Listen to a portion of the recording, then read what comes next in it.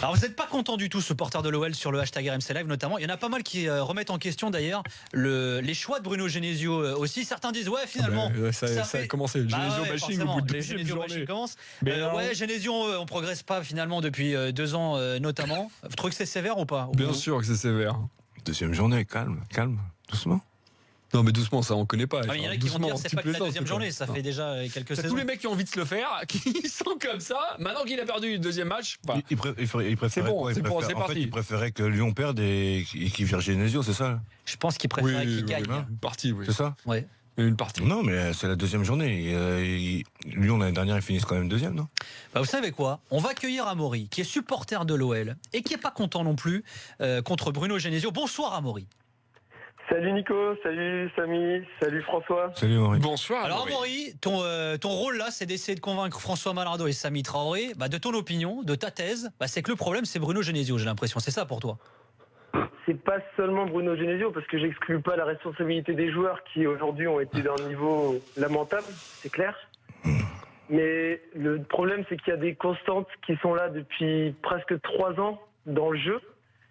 C'est vrai que Genesio a eu des résultats comme la 3e place l'an passé, la 2e place, la Ligue des Champions. Mais quand on regarde le contenu des matchs, et c'est ce qui permet d'aller chercher les titres, d'aller chercher les très bons résultats, il y a toujours la limite dans le jeu et on a une impression constante que les joueurs se découvrent à chaque match où il n'y a pas d'enchaînement collectif. J'ai vu des enchaînements en première mi-temps collectifs supérieurs à Reims par rapport à ce que je voyais à Lyon. Et ça, je pense que c'est quand même dû clairement à un manque du côté de Genesio, parce que c'est pas normal avec cet effectif-là de produire aussi peu. Et le match contre Amiens que vous avez dit qui était géré, c'était pas si géré que ça, parce que si vous regardez, on a mené 1-0 en 10e mi-temps. C'est pratiquement Amiens qui nous domine jusqu'au coup franc de. Qui vous domine, ils ont des occasions, mais de là, il y a eu un temps fort à Milan, mais c'est ça, est-ce qu'ils dominent le match? Et François, est-ce que tu as vu une grosse domination lyonnaise, pareil en première mi-temps?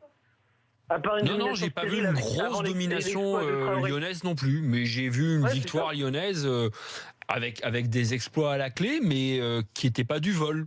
J'ai pas vu les Aliénois, j'ai pas vu les Picards dominer à Gerland, dominer au Stade des Lumières, au point de se faire voler par l'Olympique Lyonnais qui jouait chez lui. J'ai pas parlé du vol, François. Non, c'est moi qui en parle. C'est moi qui en parle. Oui, voilà, mais la victoire, c'est pas qu'elle est pas logique. Je dis qu'elle repose tellement sur 2 exploits entre guillemets que ce qui arrive ce soir quand on est face à un bloc bas et qu'on n'arrive pas à trouver la solution rapidement, en plus quand on est mené sur une nouvelle erreur de la défense centrale si heureusement qu'on compte pas les erreurs des défenseurs centraux comme on le faisait à l'époque de Mamana, parce que je pense que Morel aurait des soucis à se faire. Alors justement, Amaury, c'est le dossier qui est brûlant, là, le dossier du défenseur central à l'OL. Il pourrait peut-être même y en avoir 2, des nouveaux défenseurs centraux. Pour toi, c'est la priorité là du mercato lyonnais? Ça doit être la priorité, ce poste? Oui, ça c'est sûr, c'est une priorité absolue, parce que là, tu peux pas aller avec Morel titulaire en Ligue des Champions, ça passera pas. On a déjà vu ses limites déjà en Ligue 1 plusieurs fois, que ce soit l'année dernière et même avant. Et il faut vraiment un renfort à ce poste.